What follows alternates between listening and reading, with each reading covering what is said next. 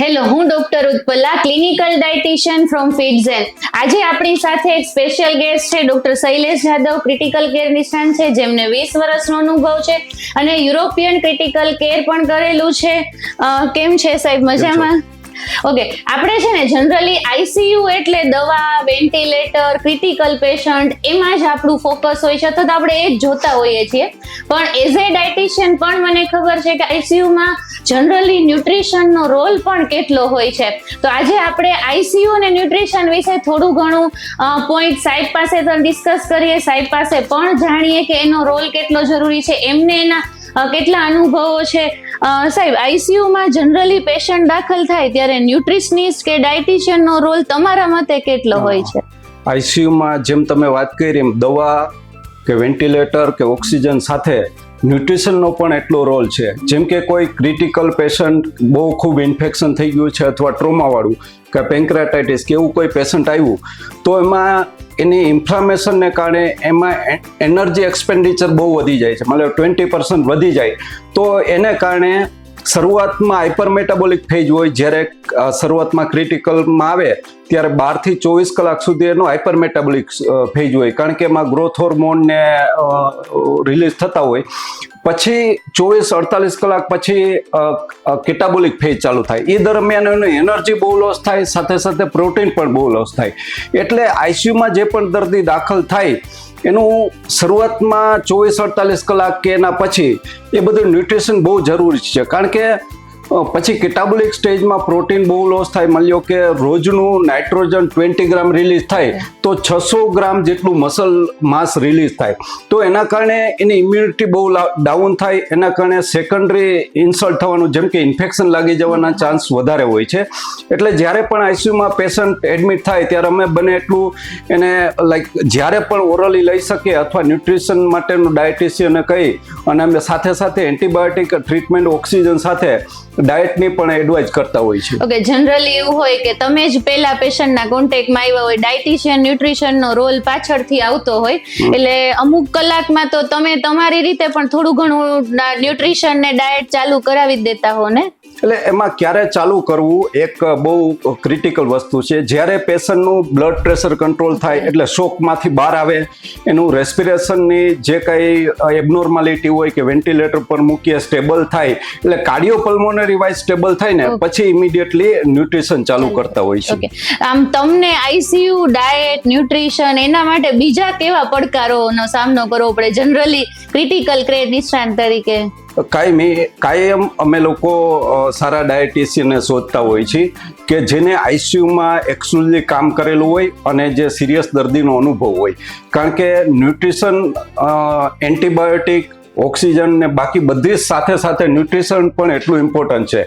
એટલે અમારે કાયમી ડાયટિશિયનના પ્રોબ્લેમ. બીજું કે ડાયટિશિયન તો હોય પણ ઘણી વખત એનું જે ફેઝ પ્રમાણે એનર્જી એક્સપેન્ડિચર કાઉન્ટ કરવો, પછી પ્રોટીન લોસ, નાઇટ્રોજન બેલેન્સ કેવું છે કાઉન્ટ કરવો, એ બધું પણ ખૂબ જરૂરી છે. ડાયટિશિયન ઘણી વખત આમ અવેલેબલ પણ એ ટાઈમે ના હોય, એવા પણ ટાઈમે ન હોય. આમ તમને એવું લાગે છે કે આઈસીયુમાં જનરલી આમ ન્યુટ્રિશન ને થોડુંક અવગણવામાં આવ્યું હોય કે એવું કઈ, કે આમ જનરલી ફોકસ બધાયનું પેશન્ટ ક્રિટિકલ કન્ડિશન, એના રિપોર્ટ્સ એના ઉપર જાજુ હોય? 100%. કારણ કે લોકોને એવું છે કે ભાઈ અત્યારે દવાને ચાલુ છે એટલે બહુ વધારે, માની લો કે નોર્મલ માણસને પણ એમ હોય કે ભાઈ એની બીજી બધી સારવાર છે તો આપણે એને ખોરાક ના આપવો જોઈએ, આ આપવું જોઈએ, આ ના આપવું જોઈએ, બહુ બધી વસ્તુ હોય છે. પણ એમાં ઘણી વખત એવું હોય કે માની લો કે વિટામિન સી છે, એ આપણા ઓપરેશન પછી હિલિંગમાં બહુ જરૂરી છે. એ આપણે નોર્મલ પબ્લિકને એમ કહે કે ભાઈ તમે લીંબુ કે ખાટું આપો તો એ ધરણ ના આપે, પણ ખાસ વિટામિન સી જેમાંથી મળે છે એ ખાટું જોવાનું છું તો એનાથી એના હિલિંગમાં પ્રોબ્લેમ થાય છે. અમને પણ સામનો કરવો પડતો હોય છે. અમે જ્યારે એવું કહીએ ને કે લીંબુ પાણી આપો ઓપરેશન પછી કે આઈસીયુમાં, એટલે પેશન્ટના સગા તરત ના પાડી દે, ના ખટાશ તો ચડી જાય, એવું ના કરાય. આમ એવો કોઈ કિસ્સો કે જેમાં તમને ન્યુટ્રિશનનો રોલ લાગ્યો હોય? ઘણા એવા કેસો હોય. કાયમી અમારે જે પેશન્ટ અઠવાડિયું 10 દિવસ વેન્ટિલેટર પર રહે ખાસ કરીને ટ્રોમાવાળા અને પેન્ક્રેટાઇટિસ વાળા. એમાં ન્યુટ્રિશન પેન્ક્રેટાઇટિસ વાળાને ક્યારે ચાલુ કરવું, કેટલું ચાલુ કરવું બહુ અઘરું હોય છે. એને કારણે 8 અઠવાડિયા 10 દિવસ પછી એનું વેઇટ બહુ લોસ થાય છે, પ્રોટીન માસ લોસ થાય, એને કારણે સેકન્ડરી ઇન્ફેક્શન લાગે, એને કારણે આઈસીયુ સ્ટે પણ વધે છે, ટોટલ હોસ્પિટલ સ્ટે વધે. ઘણી વખત ફર્સ્ટ ઇન્સલ્ટ હોય મળે પેન્ક્રેટાઇટિસ થયું, એમાંથી બહાર આવી જાય, પણ ન્યુટ્રિશન ડેફિશિયન્સીને કારણે ઇન્ફેક્શન લાગે અને પછી એવા ક્રિટિકલ થઈ જાય કે આપણે બચાવવા મુશ્કેલ થઈ જતા હોય. અને આમ તમને એવું લાગતું હોય કે આઈસીયુમાં આ જનરલી ભૂલ થતી હોય છે, ડાયટ પેશન્ટ સુધી પ્રોપર પહોંચવામાં કે ઘણી વખત બીજા કોઈ રોલમાં કે જેનાથી ન્યુટ્રિશન ઓછું મળે છે પેશન્ટને? એટલે ઘણું થતું હોય છે. આપણા માની લો સામાન્ય પર્સન હોય તો એ આપણા નેચરલ ઘણી વખત ખોરાક આપવા માંગતા હોય, પણ હવે જ્યારે બજારમાં કોમર્શિયલ એવા એન્ટરલ ફીડિંગ આવી ગયા છે, એને એમાં કાઉન્ટેડ હોય કાર્બોહાઈડ્રેટ, લિપિડ, પ્રોટીન, બધા માઇક્રોન્યુટ્રિયન્ટ હોય, એનર્જી સારી મળે, તો એવા જો આપવામાં આવે તો ઘણી વખત લાઈક લે પર્સન એ લોકો પેલા સામાન્ય લોકો અવગણના કરતા હોય છે કે ભાઈ એ તમે ના આપો, પણ આ એક ન્યુટ્રિશનનો એક ભાગ જ છે અને ફોર્મ્યુલેટેડ ન્યુટ્રિશન આવતું હોય છે અને એને કારણે આઈસીયુમાં જ્યારે જે સ્ટેજમાં જે એનર્જી અને પ્રોટીનની જરૂરિયાત હોય એ મળી રહેતી હોય છે. ઓકે, માઇક્રોન્યુટ્રિશનનો રોલ જનરલી શું હોય આઈસીયુમાં? ખૂબ જ છે, કારણ કે ઘણી વખત ઘણા પેશન્ટ એવા હોય કે જે ઘણા દિવસથી ઓલ્ડ એજ હોય, જમ્યું ન હોય, આલ્કોહોલિઝમ ને એવું ઘણી વસ્તુ હોય, તો એમાં માઇક્રોન્યુટ્રિયન્ટની ડેફિશિયન્સી હોય. પછી જ્યારે એ આવે ત્યારે B1 ડેફિશિયન્સી, CE, એ બધા બહુ જરૂરી છે, કારણ કે હિલિંગથી માંડી અને ઇમ્યુનિટી માટે પણ એટલા જરૂરી છે. ઘણી વખત અમે બી પોટેશિયમ જોતા હોઈએ, સોડિયમ જોતા હોઈએ, એ બધાને લીધે પણ ડાયટ ચેન્જ કરવો પડતો હોય છે.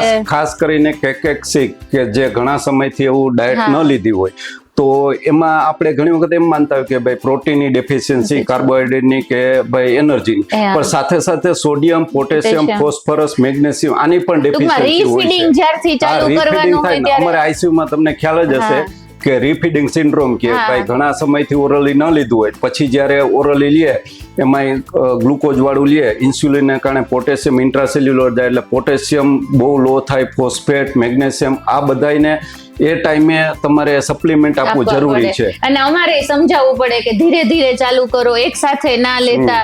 જ્યારે પણ રીફીડિંગ અમે ચાલુ કરાવીએ ત્યારે ધીરે ધીરે જ ચાલુ કરાવતા હોઈએ.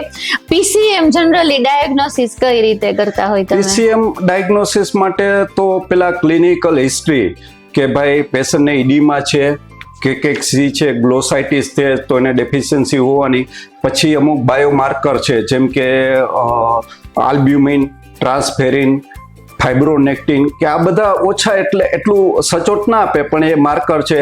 પછી આમ આગળ જોઈએ તો બાયો ઇમ્પેડન્સ એનાલાઇસિસ છે, જેનાથી આપણે બોડીના કમ્પોઝિશન જાણી શકાય, એ પણ કરી શકાય. અને નોર્મલી ક્લિનિકલ એક્ઝામિનેશનમાં સ્કિન ફોલ્ડ, પછી એના જે આર્મનો સરકમફરન્સ અને એ જાણીને આપણે થોડું જાણી શકીએ. સાથે સાથે માઇક્રોન્યુટ્રિયન્ટના બધા ટેસ્ટ આવે એ પણ કરી શકાય. અને એનું એનર્જી એક્સપેન્ડિચર આપણે જાણી શકીએ કે ભાઈ એમાં નોર્મલી હેરિસ બેનેડિક્સ ઇક્વેશન છે, પણ આઈસીયુ માટે એક ફેઝી ઇક્વેશન છે જેમાં હાઇટ, વેટ, મિનિટ વેન્ટિલેશન, એનું ટેમ્પરેચર, આ પ્રમાણેનો કાઉન્ટ કરીને એક ફોર્મ્યુલા છે જેનાથી આપણે રોજની એનર્જીની કેટલી લોસ થાય છે એ જાણી શકાય. અને પ્રોટીન ડેફિશિયન્સી અથવા નાઇટ્રોજન બેલેન્સ આપણે જાણી શકીએ. જનરલી આપણે આઈસીયુ ડાયટ એવું સમજીએ ને એટલો સહેલો હોતો નથી.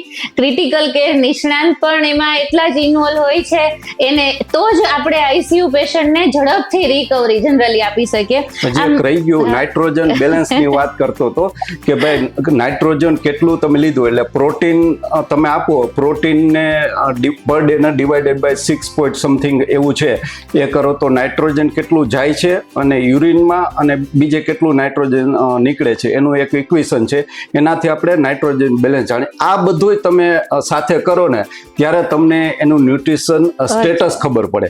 પછી તમારે કેવું ન્યુટ્રિશન આપવું એ તમારો વિષય છે. જનરલી પેરેન્ટલ ન્યુટ્રિશન હોય કે ઇન્ટરનલ ન્યુટ્રિશન હોય તો આમ એમાં કેવી તકલીફ હોય અથવા તો કયું વધુ ઈઝી પડે તમારે? જો નોર્મલી એવું કહેવાય છે કે જ્યારે પણ દર્દી મોઢેથી લઈ શકે ને ત્યારે મોઢેથી જ આપવાનું, કારણ કે ખોરાક ખાય ને ત્યારે આપણે ઇન્ટેસ્ટાઇનના વિલસની ઇન્ટિગ્રિટી જળવાઈ રહે, પછી બોવેલની મોટિલિટી જળવાઈ રહે, પછી એમાં જે બોવેલમાં બેક્ટેરિયા હોય ઘણી વખત ભૂખ્યા રહે તો બોવેલમાંથી બ્લડમાં જતા હોય, ટ્રાન્સલોકેટ થાય, એને કારણે બેક્ટેરિયામાં ઇન્ફેક્શન થવાના ચાન્સ હોય છે. જ્યારે પણ દર્દી ઓરલી લઈ શકે ત્યારે ઓરલી આપવાનું. પણ ઓરલના પણ ગેરફાયદા છે, જેમ કે વેન્ટિલેટર પર હોય તો એ ટોલરેટ ન કરી શકે, સ્ટમકમાં ભરાયેલું રહે, એને કારણે રીગર્જિટેશન થાય, વોમિટિંગ થાય, જ્યારે ઘણા સમયથી ભૂખ્યા ફીડિંગ આપીએ તો ડાયરિયા ને આ કોમ્પ્લિકેશન છે. બીજું પેરેન્ટલ ન્યુટ્રિશન છે એ એના કમ્પોઝિશન પ્રમાણે આઈવી આપવાનું હોય છે, પણ એના પણ ગેરફાયદા એવા છે કે ભાઈ એનાથી હાઇપરગ્લાયસીમિયા થાય, ઇન્સ્યુલિન રેઝિસ્ટન્સ આવી જાય, હાઇપર ટ્રાઇગ્લિસરાઇડેમિયા અને થતું હોય, અને એને કારણે ઇન્ફેક્શન લાગવાના પણ ચાન્સ વધી જાય છે. પણ જ્યારે પહેલી વસ્તુ યાદ રાખવાની કે જ્યારે ઓરલી લઈ શકે ત્યારે એને ઓરલી ફોર્મ્યુલેશન આપો અથવા નેચરલ ફૂડ આપો. જ્યારે ઓરલી ન લઈ શકે તો ભાઈ 24-48 કલાક પછી રાહ નહીં જોવાની, તમારે પેરેન્ટલ ન્યુટ્રિશન ચાલુ કરી દેવાનું. ઓકે, આજે આપણે ઘણું બધું આઈસીયુ ન્યુટ્રિશન વિશે સાંભળ્યું, ઘણા બધા ડાઉટ ક્લિયર થયા હશે. તો પણ તમને ક્યારેય ડાઉટ હોય કે આઈસીયુમાં ન્યુટ્રિશનની નીડ કેટલી છે અથવા તો બીજા કોઈ ડાઉટ છે, તમે કોમેન્ટ કરી શકો. આપણે સાહેબ પાસેથી પણ ગાઈડન્સ લેશું, હું પણ મારાથી બની શકશે એટલા જવાબ આપીશ. Follow for more.